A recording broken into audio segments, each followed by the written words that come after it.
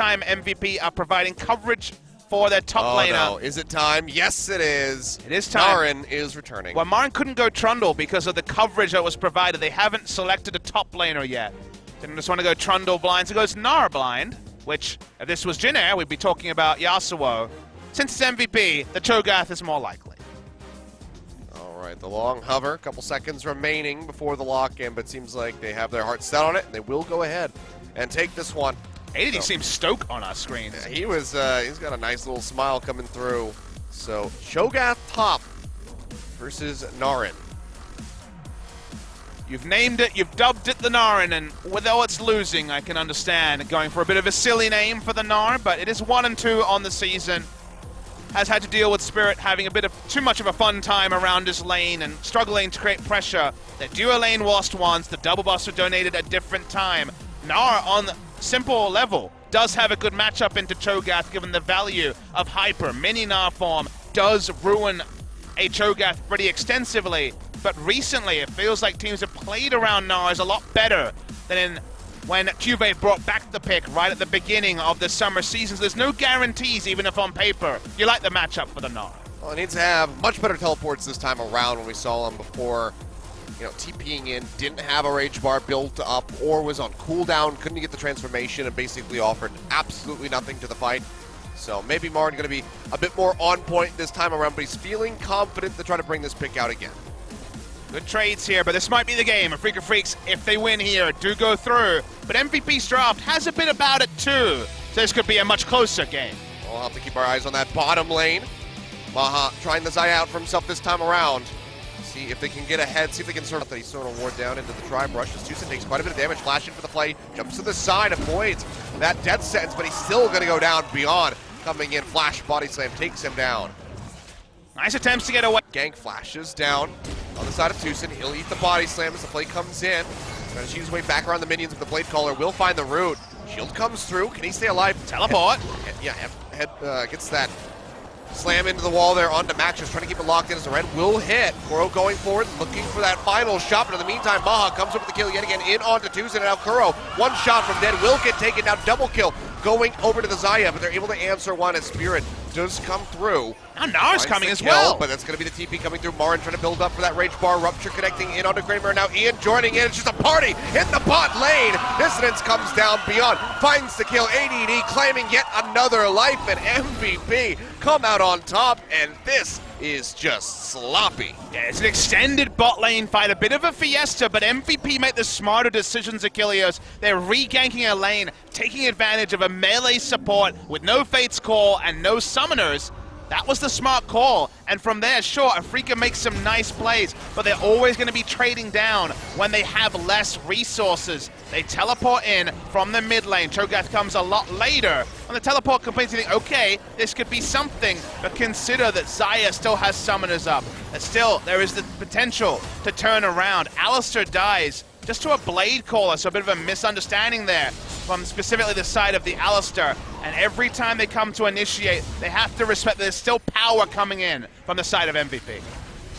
They're always just fighting, basically, one member down. And they just get punished to the maximum by it. Marin maybe not even escaping unless he had to potentially turn onto Ian.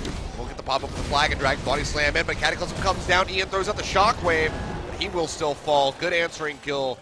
Good identifying there by Afrika Freaks to see that they had that opening to pick up the Orianna. Yeah, really like the roam timing from wouldn't be able to be matched. But Pulverize coming through, standing directly in on top of that dark passage is Tucson trying to deny it, but Maha has the Feather Storm. Orianna coming from base, showing on minions now, should be the turret. Beyond coming in, has the body slam as the Cataclysm goes into the backside, but Spirit's going to get pinned into the wall, and he's just going to fall as Maha finds the kill. Cutting back, pops the heal, pops the flash, but he's still going to go down. Kuro arriving with the Corki, takes him out, but a double flight coming through from Max, just lines up a double kill for Ian, and maybe looking to get a triple as Kuro desperately tries to trade one back in onto Max. One more shot would have done it, but he cannot get it. An MVP. They lose the turret, but they trade up and kill. Yeah, Orianna was able to get there. The fight lasted so long in the bottom side.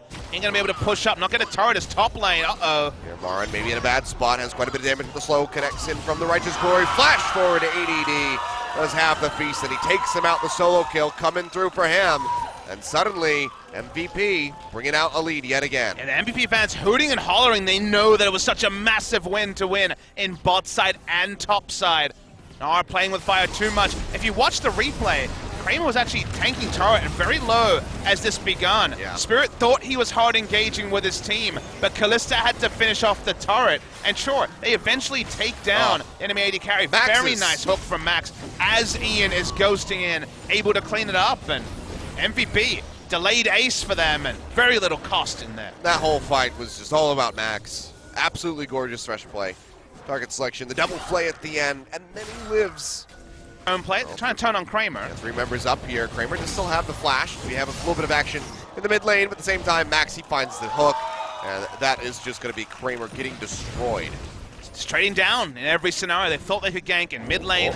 Here's Lauren. The flash in, gets the sun into the wall. Flag and Drag not going to find the knock-up, but that certainly will.